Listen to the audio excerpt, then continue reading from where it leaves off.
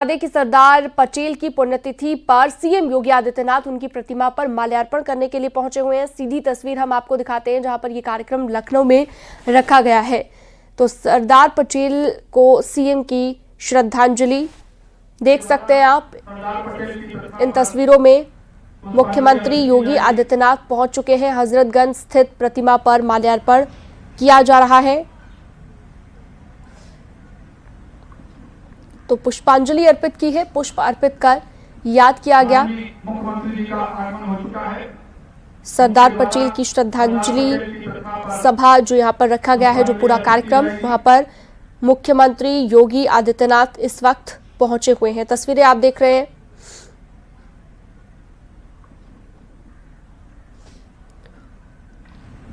तो लौह पुरुष कहा जाता था सरदार वल्लभ भाई पटेल को और उनकी पुण्यतिथि पर यह श्रद्धांजलि सभा रखी गई है।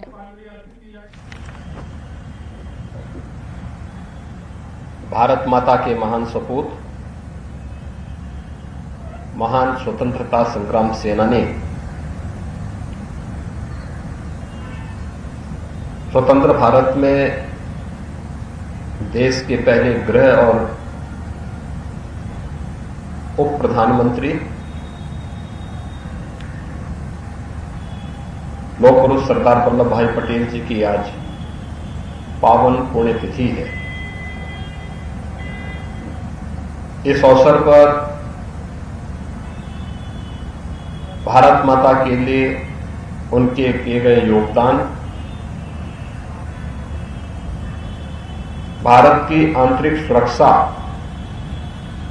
और भारत की अखंडता के उनके प्रयासों का स्मरण करते हुए मैं उन्हें पूरे प्रदेश वासियों की ओर से विनम्र श्रद्धांजलि अर्पित करता हूं। आज के इस कार्यक्रम में उपस्थित प्रदेश सरकार में मंत्रिमंडल के मेरे सहयोगी, प्रदेश में समाज कल्याण विभाग के मंत्री श्री एस.सी. मुरुम जी, लखनऊ की महापौर श्रीमती सुषमा खरकवाल जी, माननीय विधायकगण श्री अवनीश सिंह जी, उमेश द्विवेदी जी, लालजी प्रसाद निर्मल जी, रामचंद्र प्रधान जी, अमरेश कुमार जी, शशांक वर्मा जी, आशीष सिंह जी, आज के इस कार्यक्रम में उपस्थित इस कार्यक्रम के आयोजन समिति के अध्यक्ष श्रीमती राजेश्वरी देवी वर्मा जी, श्री डी.एम. कटियार जी, दिनेश सचान जी, डॉक्टर इंद्रेश्वर वर्मा जी, आयोजन समिति के सभी अन्य पदाधिकारीगण और उपस्थित बहनों और भाइयों, आज हम सब यहां पर वर्तमान भारत के शिल्पी के रूप में, जिन्हें पूरा भारत स्मरण करता है,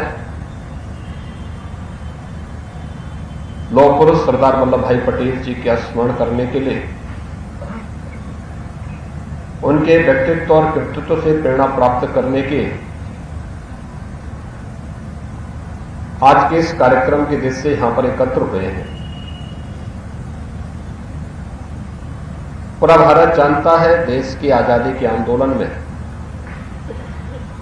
लौह पुरुष सरदार वल्लभ भाई पटेल जी ने अग्रिम पंक्ति में खड़े होकर के देश की आजादी के आंदोलन को एक नई दिशा देने के लिए उस समय के नेतृत्व के साथ मिलकर के बढ़ चढ़ करके भाग लिया। वे गुजरात के आणंद के पास एक छोटे से गांव में पैदा हुए। एक सामान्य किसान परिवार में जन्म लेने, प्रारंभिक शिक्षा ही मां के सानिध्य में ही घर पर ही संपन्न करने के उपरांत उच्च शिक्षा के लिए वे इंग्लैंड गए। वहां से लॉ की उच्च शिक्षा प्राप्त करने के उपरांत भारत आए, लेकिन देश के अंदर आजादी का आंदोलन उस समय चरम की ओर बढ़ रहा था। वे देश की आजादी के आंदोलन में चले।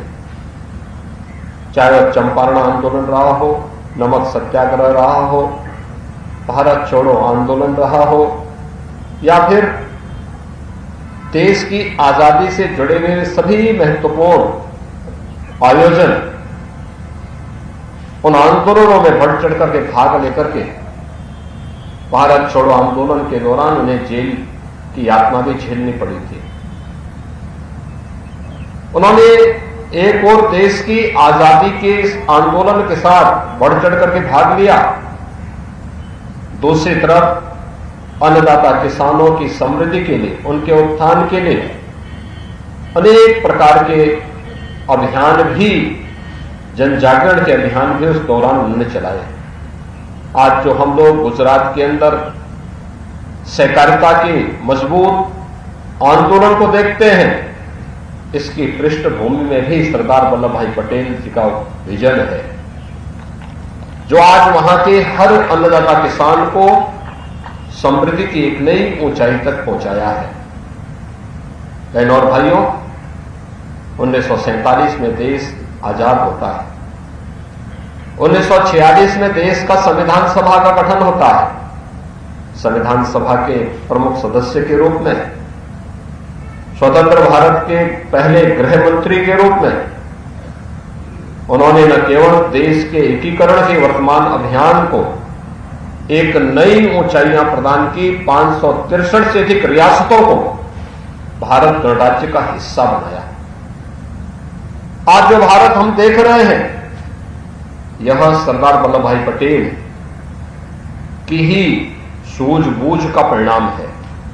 आज जो एक भारत है, श्रेष्ठ भारत है, सुरक्षित भारत है, इसकी पृष्ठभूमि में सरदार वल्लभ भाई पटेल की सोच है, उनका प्रयास है, उनका परिश्रम है। एक तरफ भारत माता की इस महान सपूत ने भारत की एकीकरण के लिए इस अभियान को आगे बढ़ाया, तो दूसरी तरफ स्वतंत्र भारत कैसे होना चाहिए। गुलामी के कालखंड में जिन मान बिंदुओं का अपमान हुआ था, उनकी पुनर्स्थापना का कार्यक्रम कैसे होना चाहिए। सोमनाथ मंदिर के पुनरुद्धार के कार्यक्रम को भी उन्होंने अपने हाथों में लेकर के देश के अंदर सांस्कृतिक भारत की स्थापना का जो अभियान उस समय चलाया था, आज उसी का परिणाम है कि लौह पुरुष सरदार वल्लभ भाई पटेल की उन स्मृतियों के प्रति श्रद्धा व्यक्त करने के लिए, कृतज्ञता व्यक्त करने के लिए आज प्रधानमंत्री मोदी जी के नेतृत्व में नया भारत पूरी प्रतिबद्धता के साथ कार्य कर रहा है। अगर लौह पुरुष सरदार वल्लभ भाई पटेल होते तो कश्मीर में धारा 370 आजादी के बाद, संविधान लागू होने के बाद कभी भी लागू नहीं हो पाती।